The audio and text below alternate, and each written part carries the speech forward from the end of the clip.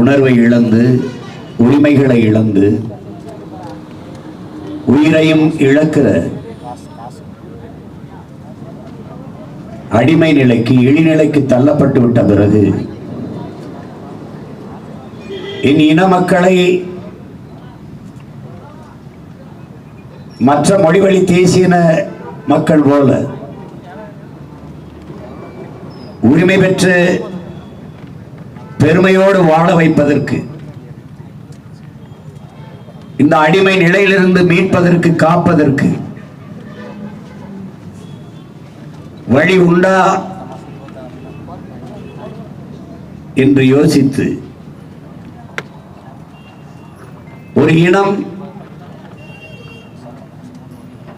முழுமையான விடுதலையை அடைய வேண்டும் என்றால் அது தனக்கென்று என்றைக்கு ஒரு நாடு அடைகிறதோ அன்றுதான் அந்த இனம் முழுமையான விடுதலையை அடையும். இத உலக வரலாற்றின் வழியில் இருந்து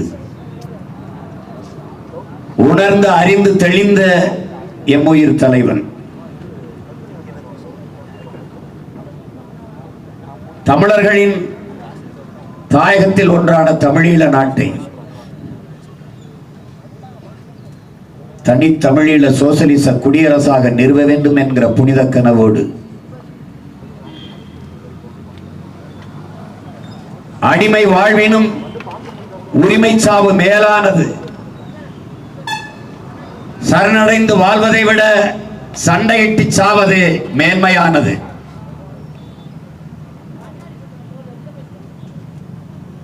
என்ற முன்னவர்கள் பகுத்து வகுத்து தந்த பாதையிலே பயணித்து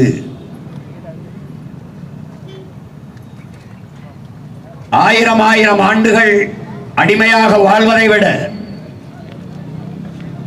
சுதந்திரமாக சாவது மேலானது, அதுவும் அந்த சுதந்திரத்திற்காக போராடி சாவது அதைவிட மேலானது என்ற பெருங்கனவை கொண்டு உலகத்தில் எந்த நாட்டு இராணுவத்திலும் உதவி கேட்காமல் தன் சொந்த நாட்டு மக்களை, தன் இன சொந்தங்களை, உடன்பிறந்த உறவுகளையே ஒன்று திரட்டி படையாக கட்டி தமிழ் தேசினத்திற்கென்று ஒரு தேச விடுதலைக்கு புரட்சி செய்தவர் எம்முயிர் தலைவர் மேதகுவே பிரபாகரன் அவர்கள். படையை தொடங்குகிற போது ஆயுதங்கள் இல்லை,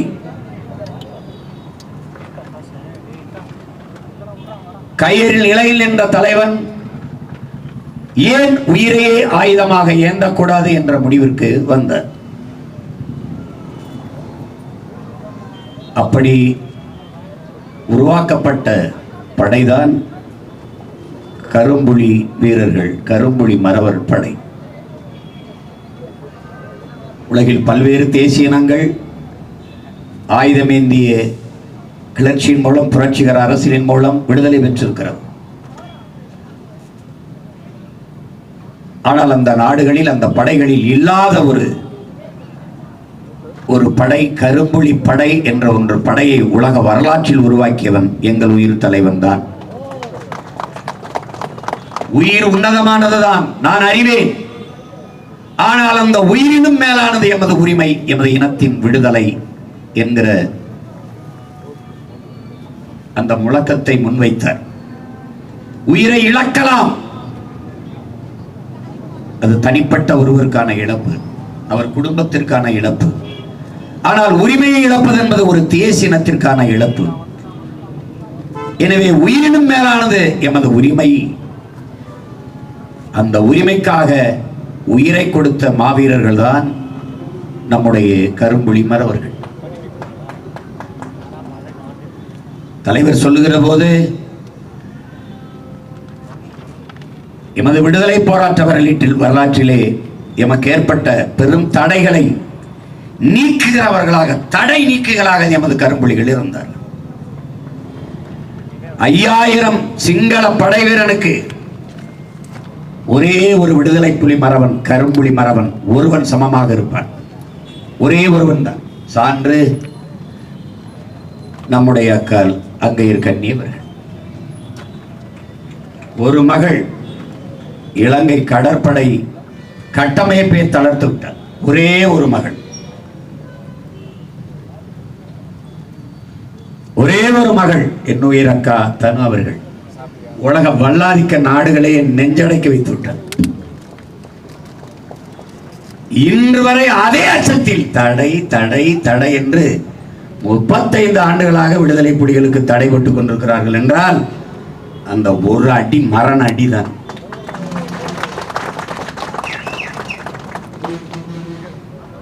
நீ எவ்வளவு பெரிய அதிபராக இரு, எவ்வளவு கொம்பாதி கொம்பனாக இரு, என் இனத்தை தொட்டால் தூக்கம்டா உன்னை, நீ எங்க இருந்தாலுங்கிறதா அதுக்கு பதில்.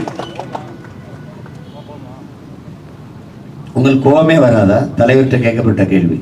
என் இனத்தை தொட்டு பாருங்க, என்னுடைய கோபத்தை அப்ப பாப்பீங்க அப்படின்னு. அந்த கோபத்தின் விளைச்சல் தான் நான், நீ, நாம் எல்லாரும்.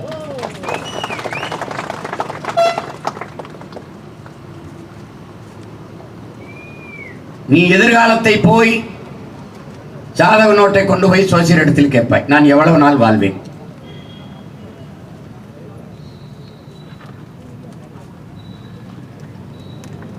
கிளிச்சோசி வரைக்கும் கேட்டுருவோம் நம்ம,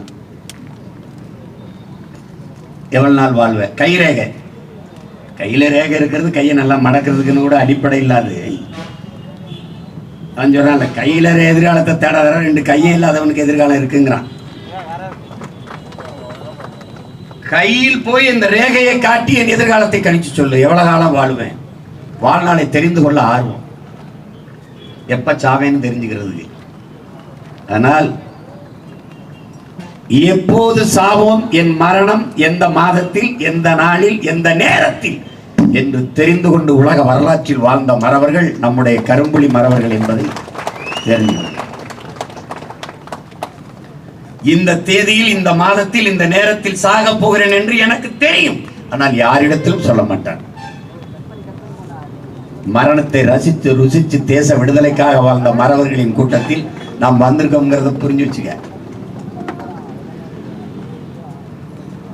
தலைவர்கிட்ட சொல்லிட்டு போய் அம்மா அப்பா உறவுகளை பார்த்து கடைசியா வந்து திருப்பி தலைவரோட உணவு உண்டு படம் எடுத்துக்கொண்டு செல்வார். தலைவனுக்காக உயிரை கொடுப்பதில் அவ்வளவு ஆர்வமாக இருந்தார்கள். என் தலைவனுக்கு அவன் தம்பி, நான் உங்களிடத்தில் கேட்பது, உயிரை யாரும் தர வேண்டாம், நாங்கள் தமிழர்கள் என்ற உணர்வை மட்டும் கொடுத்து என்னோடு நில்லுங்கள். அந்த படையை வீழ்த்தால் இருந்தது, இந்த படையை வீழ்த்த உலகத்தில் எந்த கொம்பனாலும் முடியாது. ஏன்? என் அண்ணனிடத்தில் ஆயுதம் இருந்தது, அது பயங்கரவாதம், தீவிரவாதம் என்று சொன்னார்கள். நாங்கள் ஐவாயுதம் ஏந்தி களத்தில் இருக்கிறோம், எந்த கொம்பனாலும் எங்களை செரிக்க முடியாது, வீழ்த்த முடியாது. காரணம், இது தேசிய விடுதலைக்கான மக்கள் ஜனநாயக புரட்சி, மக்களின் புரட்சி. இது என் கனவல்ல. என் முன்னவர்கள் கையெழுத்தது எங்க தாத்தா கலிய பெருமாள், என் அண்ணன் தமிழரசன் அவர்கள் இருந்திருந்தால் இந்த வேலை எனக்கு இல்லை.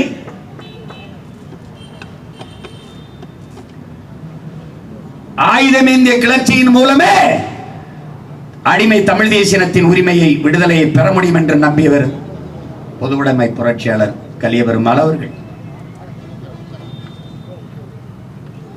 வாழ்நாளின் கடைசி நொடியில் உணர்ந்து தெளிந்து நமக்கு அறிவு கொடுத்துகிறார். என்னிடத்திலே கடைசி காலத்தில் அழைத்து, இங்க வா, இந்த புத்தகத்தை படி என்று கொடுத்தார். சிவப்பு துண்டு போர்த்தி கொண்டு ஒரு நாற்காலியில் காலை தூக்கி மேலே வைத்துக் கொண்டு தெய்வ திருமகன் தாத்தா முத்துராமலிங்க தேவர் திருமண மண்டபத்திலே உட்கார்ந்திருந்தார். ஒரு விழா, அதில் நான் பங்கேற்றேன். அந்த கூட்டத்தில் நான் அப்ப ரொம்ப சிறுவன். இங்க வா, படி. அவருக்கு தெரிஞ்சிருக்கு இவன்கிட்ட கொடுக்கணும்ட்டு. அது நீங்க வந்து 500 பக்கம் 500 பக்கம் 600 பக்கம்லாம் இல்ல, வெறும் 50 பக்கம். அதான் அவருடைய வாழ்க்கை வரலாறு. அது கடைசி பக்கம். மக்களை அணிதிரட்டி அரசியல் படுத்தாமல் நீ புரட்சியை முன்னெடுக்க முடியாது. இதுதான் இப்ப நான் செஞ்சுக்கிட்டு இருக்கிறது. அதுதான், என் மக்களை அணிதிரட்டி அரசியல் படுத்திக் கொண்டிருக்கிறேன். என்னிலும் இளைய என் தம்பிகளை நான் புரட்சியை முன்னெடுக்க வேண்டியதில்லை, அவர்களே எடுப்பார்கள். தமிழ் சமூகத்தின் ஓர்மைதான் தமிழ் தேசினத்தின் விடுதலையை பெற்றுத்தர முடியும் உறுதியாக நம்பினார் அண்ணன் பொன்பரப்பி தமிழரசன் அவர்கள். ஒரு கெடுவாய்ப்பாக எந்த மக்களுக்காக போராட துணிந்தானோ அந்த மக்களாலே தாக்கப்பட்டான் என்பது வரலாற்றில் பெரும் துயரம். அவர்கள் என் முன்னவர்கள் பல நூறு ஆண்டுகளாக விட்டு வைத்த பணியை நாங்கள் செய்கிறோம். கடைசியாக எங்க தலைவர் அவர் கையளித்த பணி. அந்த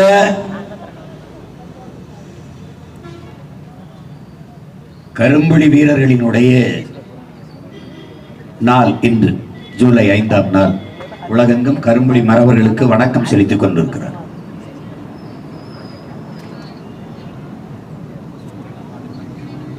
தமிழ் தேசிய விடுதலைக்காக, தாயக விடுதலைக்காக